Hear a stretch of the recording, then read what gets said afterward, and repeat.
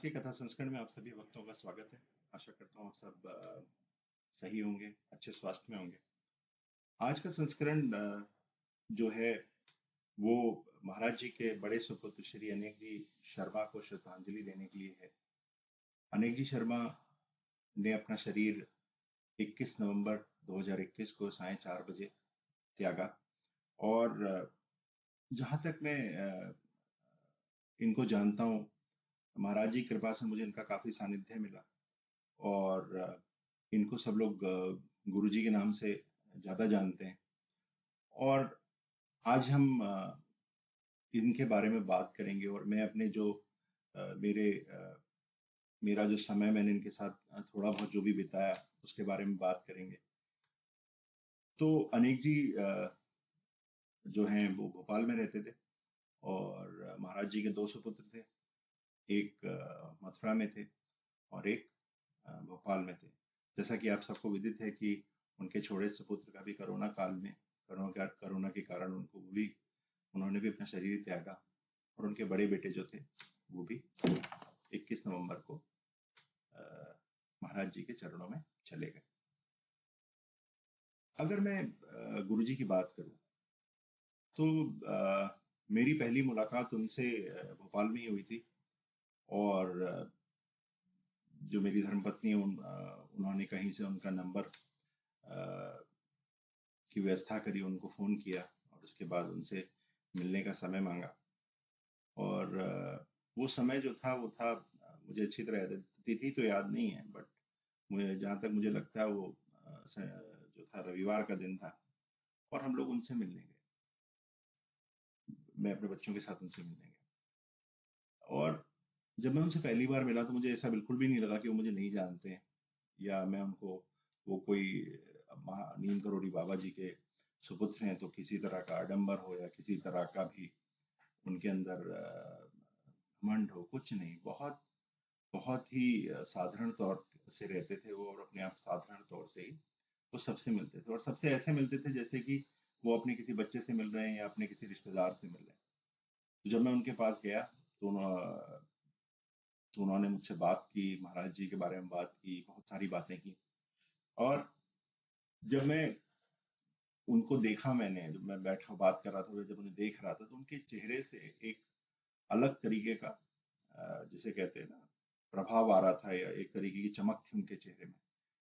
उस समय उनकी उम्र शायद काफी रही होगी, उस समय भी काफी उम्रदराज थे वो। पर जिस तरह से वो बात कर रहे थे और जिस तरह से उनके अंदर जिसे कहते हैं शक्ति थी हर चीज को करने की, वो शायद अच्छे अच्छे जो आज की तारीख के बिल्कुल युवा पुरुष हैं उन्हें भी करने में दिक्कत है। तो मेरी उनसे पहली मुलाकात इस तरह से थी कि उन्होंने मुझे काफी चीजें बताई कि कैसे महाराज जी के बारे में काफी कुछ बताया। महाराज जी का जो अमरकंटक में जो प्रसंग है कि महाराज जी वहां रहते थे और इस तरह से थे और महाराज जी उस घर में आए भी थे जहाँ वो रह रहे थे। तो काफी जिसे कहते हैं काफी पवित्र जो था निवास था उनका वो। और वहाँ महाराज जी का उनका एक छोटा सा मंदिर भी था जहाँ उन्होंने अपने कमरे में महाराज जी का मंदिर बना रखा था। और शायद तभी से उन्होंने हमें बताया कि वो सुबह उठते हैं किस तरह से अपनी दिनचर्या करते हैं और किस तरह से हमें अपनी दिनचर्या रखनी चाहिए। और इस तरह से मेरी उनकी पहली मुलाकात हुई। तो ऐसे ही एक बार क्या होता है कि मैं किसी काम से फिर मेरा तबादला वहां से हो गया, भोपाल से मैं फिर रतलाम चला गया, फिर जबलपुर चला गया। तो जब मैं जबलपुर में था तो एक बार किसी कारणवश मेरी कुछ जिसे कहते हैं कार्यालय के किसी काम से मैं भोपाल आया हुआ था और मेरे साथ मेरी काफी बड़ी टीम थी। तो मेरी इच्छा थी उनसे मिलना था तो मैं गया और मेरी टीम भी मेरे साथ, गाड़ी थी, हम लोग करके गए थे तो गाड़ी थी हमारे साथ। तो हम लोग गए वहां उनसे मिलने। शाम का वक्त है, ऐसी 7 साढ़े 7 का, और सर्दियों का टाइम था। तो हमारा प्लान ये था कि भाई हम लोग महाराज जी से गुरु जी से मिलेंगे और वापस जबलपुर चले जाएंगे। और कोई बात नहीं, इस तरह से हम उनसे मिलने गए। तो जैसे ही मैं उनसे मिलने गया तो उन्होंने जैसे वो हमेशा करते थे प्यार से बिठाना, मेरी जो पूरे टीम मेंबर थे सबको बिठाया। और उन्होंने कहा कि भाई ऐसा है कि अब तुम लोग आए हुए हो तो खाना खा के जाना। मेरे साथ 8-9 लोग थे उस समय और महाराज गुरु जी ने सबके खाने की व्यवस्था करी, खाना बनवाया घर में, सबको प्रसाद के रूप में सबको दिया, सबने भरपेट खाया। और इस तरह से हम लोग वापस जबलपुर के लिए निकले। तो आप देखेंगे कि अगर आप किसी और के यहाँ जाएंगे तो वो सोचेगा कि भैया ये 8-9 लोग आ गए हैं, 10 लोग आ गए हैं, किस तरह से इनको पकड़ा जाए, कैसे इनको खाना दिया जाएगा, ऐसे लोग सोचते ही रह जाते हैं। हम लोग भी ऐसा करते हैं, यदि हमारे घर कोई आ जाता है मेहमान, तो हम उसे खाना खिलाने में संकुचित होते हैं, अरे कौन बनाएगा, कौन खिलाएगा, बाहर से मंगा लो, ये कर लो। मैं देखता हूँ ऐसा कई लोग करते हैं। और अब मान लीजिए आपकी धर्मपत्नी कह रही है इन्हें खाना खिला दो, तो आप जो उनका पति है वो कह रहे हैं अरे छोड़ो, क्यों खिलाना। वैसे ही अगर आप पति कह रहा है तो पत्नी कह रही है अरे क्यों खाना बनाना। तो इस तरह का उनके घर में कोई नहीं था। उनका घर अन्नपूर्णा का भंडार था, सबका खाना तुरंत बना, तुरंत मिला, और शायद काफी स्वादिष्ट, बढ़िया। मेरी सारी जो टीम थी वो भी चकित रह गई कि इतनी जल्दी कैसे व्यवस्था बन गई। उसके बाद एक मेरा अनुभव है, जब जबलपुर में जो मंदिर था वहां पर हर साल भंडारा होता है हनुमान जयंती को। और शायद एक बार आप लोग, अगर आप भी जुड़े होंगे तो एक बार शायद आप कर पाए, तो उसी में मैं भी सौभाग्यशाली था कि मुझे भी एक बार उस भंडारे को कराने की पूरी जिम्मेदारी दी गई। मैं आपको बता रहा हूँ कि जब तक भंडारा की बात चल रही थी, क्योंकि भंडारा मैंने अपनी जिंदगी में कभी नहीं कराया था, और भंडारा काफी बड़ा होता है, काफी लोग, हजारों लोग आते हैं, और कैसे होगा, कैसे सामान आएगा, कैसे पैसों की व्यवस्था होगी, कैसे सब कुछ होगा। पर धीरे धीरे महाराज जी की कृपा से सारा सामान आ गया, सारी व्यवस्था हो गई, सब कुछ अपने हिसाब से हो गया। मैं बिल्कुल बोलता हूँ इसमें मेरा कोई 1% भी, 1% भी मेरा कोई विशेष योगदान नहीं था। पर महाराज जी की कृपा ऐसी हुई कि लोगों ने, मैंने बात की, लोगों ने किसी ने सामान भिजवा दिया, किसी ने सब्जी भिजवा दी, किसी ने कुछ भिजवा दिया, किसी ने कुछ भिजवा दिया। इस तरह कर करके पूरा भंडारा हो गया। उसी बीच क्या था कि भंडारे का क्या होता है कि एक दिन पहले भंडारे के, हनुमान जयंती से एक दिन पहले अखंड रामायण का पाठ शुरू होता है, और दूसरे दिन जब अखंड रामायण का पाठ खत्म हो जाता है उसके बाद भंडारा होता है, हवन होता है, फिर भंडारा होता है। तो इस तरह से भंडारा था। और इस भंडारे के दौरान गुरुजी ने बिल्कुल मेरे घर में आके रुके।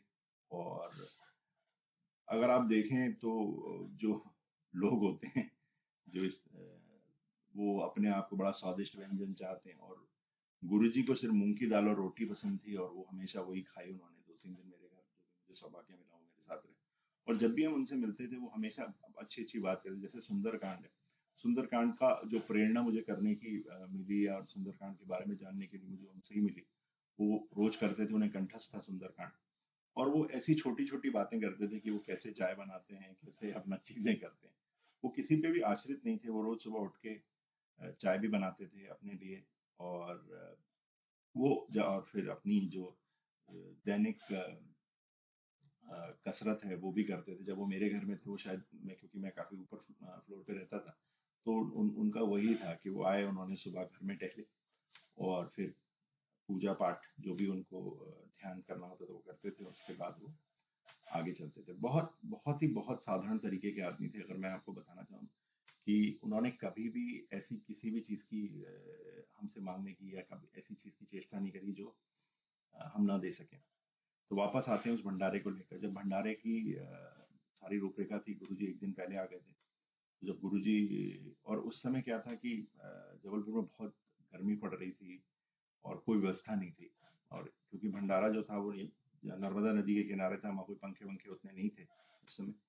पर मैं आपको बताऊं कि जैसे ही गुरुजी वहाँ पहुंचे, और जैसे ही वो बैठे, और महाराज जी की कृपा से वहां पर बादल आ गए, और हल्की हल्की पानी पड़ने लगा। बिल्कुल तेज पानी नहीं, बिल्कुल हल्का हल्का। तो जो गर्मी थी वो नाम मात्र की रह गई। और भगवान की कृपा से पूरे भंडारा जब तक रहा वो बादल रहे, और कोई गर्मी नहीं लगी किसी को, और इस तरह से वो भंडारा संपन्न हुआ। और एक तरफ तो भंडारा शुरू होने से पहले हम ये सोच रहे थे कि कितना आटा आएगा, और जब भंडारा खत्म हुआ तो शायद काफी सामान बच गया, जो कि काफी आगे जमाने पे, आगे चीजों में उनका उपयोग हुआ। उसके बाद एक बार मैं उनसे मिलने, वो क्योंकि उनका आगरा से काफी निकट संबंध था, तो आगरा अपने किसी रिश्तेदार के आए हुए थे, तो मैं वहां भी उनसे मिलने गया। तो वो जब भी मैं उनसे मिलता था तो मुझे ये प्रेरणा मिलती थी कि वो इतनी अच्छी बातें करते थे, इतनी सादी बातें करते थे।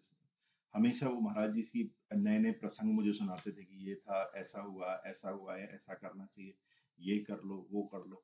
मतलब वो एक तरह से जिसे कहते हैं ना, जैसे गुरु की एक भूमिका होती है, महाराज जी के बाद वो यहाँ थे, गुरु की जो एक भूमिका थी, उस भूमिका में ये था कि वो हमेशा बताते थे कि कैसे अपना जीवन यापन करना चाहिए, कैसे गुस्सा नहीं करना चाहिए, कैसे ये नहीं करना चाहिए। तो जितने देर भी मैं उनके पास रहा और मैं जितने भी उनके रिश्तेदारों से मिला हूँ महाराज जी के, उनके, वो बिल्कुल अलग हैं इस दुनिया में। अगर आप और लोगों को देखेंगे जो इस तरह का कोई अगर बड़ी हस्ती के पुत्र पुत्री हैं तो उनके अंदर एक दम भर जाता है, एक घमंड रहता है, पर इन लोगों के अंदर कभी कोई घमंड नहीं था। ऊपर से एक बात और वो उन्होंने बताई थी मुझे कि अ, जो महाराज जी के पोते हैं, वो अब वो डॉक्टर हैं, एमडी हैं, और मध्य प्रदेश के जो स्वास्थ्य विभाग है उसमें काम करते हैं। मैं एक चीज बताऊंगा उनके बारे में। अगर आप, आपके मन में जब मैं कहता हूँ एक कार्डियोलॉजिस्ट, एक एमडी डॉक्टर है, तो आपके मन में आता होगा बड़ा टाई पहन के एक व्यक्ति बैठा होगा और बड़े से क्लिनिक होगा, 10 क्लिनिक चलाता होगा। आपको जान के बिल्कुल अजीब लगेगा कि जो उनके होते हैं वो बिल्कुल ही सिर्फ जो मध्य प्रदेश स्वास्थ्य विभाग में है वहीं अपनी सेवाएं देते हैं। ना तो उन्होंने कोई अपना क्लिनिक चला रखा है, उस समय ना कोई क्लिनिक चला रखा था, और वो जब भंडारे के टाइम पे वो ऐसे ही जमीन में घास नहीं लेट गए, कोई उन्होंने कोई ऐसा नहीं कहा कि मुझे ये चाहिए, वो ऐसा करो वैसा करो। इतने इतने इतने साधारण तरीके से अपना जीवन यापन करते थे। उसके बाद क्या हुआ कि भंडारे के बाद सब लोग चले गए थे और एक आध दिन गुरुजी मेरे पास रुके। उसके बाद जब उन्होंने वापस जाने की बात करी तो वो अपने किसी के साथ वापस जा रहे थे, तो उन्होंने, उनका पहले से ही यात्रा का पूरा इंतजाम था, तो मैंने सोचा भाई गुरुजी हैं तो एसी वगैरह में बुकिंग रही होगी। और आप लोगों को जान के बड़ा अजीब लगेगा कि उन्होंने अपनी बुकिंग स्लीपर में करा रखी थी और वो जाके उसमें बैठ गए और वो इस तरह से भोपाल गए। तो मैं बिल्कुल चकित रह गया कि मैंने कहा इतनी बड़ी हस्ती के इतने महाराज जी के पुत्र जो हैं वो इतने साधारण तौर से कैसे जी पाते हैं, किस तरह से उन्होंने उस घमंड से अपने आप को दूर रखा है। अगर हमारे यहाँ कोई एक दुकानदार ही होता बड़ा तो उसका बेटा भी अपने आप को इतना अहंकार भर जाता है कि मेरा बाप इतना बड़ा आदमी है तो कैसे मैं भी उतना ही बड़ा आदमी बन जाऊं। और उनके अंदर ऐसा बिल्कुल भी नहीं था। और शायद ये महाराज जी ही हैं जिन, और साथ ही में वो कई बार मुझे बताते थे कि महाराज जी ने कभी भी अपनी जो शक्तियां थी या अपनी जो चीज थी वो अपने परिवार के साथ साझा नहीं करते थे। उसका सबसे बड़ा कारण ये था कि वो कभी नहीं चाहते थे कि उनके परिवार के अंदर वो घमंड आए या कुछ हो, तो हमेशा साधारण तौर से उस परिवार में रहते थे। और उसके बारे में और बताते हैं कि जब एक बार धनंजय भैया, सॉरी, जो उनके पुत्र हैं, अनेक जी के पुत्र जो हैं, जो डॉक्टर हैं, उनके बारे में उन्होंने पहले ही बता दिया था कि महाराज जी गोदी में एक बार बैठे थे तो महाराज जी ने बोले बड़े होकर डॉक्टर बने, और वाकई भी डॉक्टर बने। तो इस तरह से उनका, उन्होंने पूरा अपना जीवन यापन किया। और अगर थोड़ा और जानकारी चाहते हैं तो अनेक जी जो थे मध्य प्रदेश विधानसभा में कार्यरत थे और वहीं से वो सेवानिवृत्त हुए थे। तो वो अपना काम खुद करते थे। महाराज जी के दोनों सुपुत्र थे, एक फॉरेस्ट डिपार्टमेंट में थे और एक मध्य प्रदेश विधानसभा में थे। दोनों अपना ही कार्य करते थे। वो किसी भी तरह से महाराज जी किसी भक्त के पैसे या इस तरह से वो उन्होंने कभी भी उपयोग नहीं किया। उसके अलावा अगर 10 नंबर पे एक हनुमान मंदिर है, अब तो शायद कभी वो मौका देखने को नहीं मिले हम लोगों को। वो हर हर मंगल को वहां पर छोटा सा भंडारा करना, सुंदरकांड करना, ये वो लगे रहते थे। गुरु जी हमेशा लगे रहते थे। और शायद कभी कभी मैं सोचता हूँ कि अ, उनका जाना एक बहुत बड़ी क्षति है, क्योंकि उन जैसे जो पवित्र आत्माएं थी वो यहाँ रहती थी, तो काफी उन्होंने लोगों का भला किया, लोगों को मदद की। और अब उनके जाने के बाद देखते हैं कैसे होता है। और शायद ऐसा था कि कई वही होता है, मैं आपसे बोलूँ ना कि मैं मिलना चाह रहा था उनसे, और जब मैं भारत में था तो उनसे मिलना चाह रहा था, तो पर हुआ क्या कि आदमी मसरूफ हो जाता है और नहीं मिल पाता। तो उस हिसाब से है। और सभी भक्तों की ओर से और अपनी ओर से मैं अ, अनेक जी की आत्मा शांति की प्रार्थना करता हूँ और आशा करता हूँ महाराज जी ने उन्हें अपने चरणों में जगह दे दी होगी अभी तक। और इसी तरह से हम लोग भी उनको श्रद्धांजलि दें। और उनकी जो सबसे बड़ी सीख हमारे लिए कि चाहे आदमी कितना ही बड़ा हो जाए, उसकी जो सोच है वो हमेशा एक साधारण होनी चाहिए, उसके अंदर कोई घमंड नहीं होना चाहिए। ये सीख मैं गुरुजी से मैंने ली है, और शायद मैं कोशिश करूँगा आगे जाकर कि ये कभी भी मैं इस सीख को ना छोड़ूँ, और आप लोगों से भी निवेदन करता हूँ कि कृपया भी इस सीख को ना छोड़ें। और इसी के साथ आज का संस्करण समाप्त करते हैं। हरि ओम।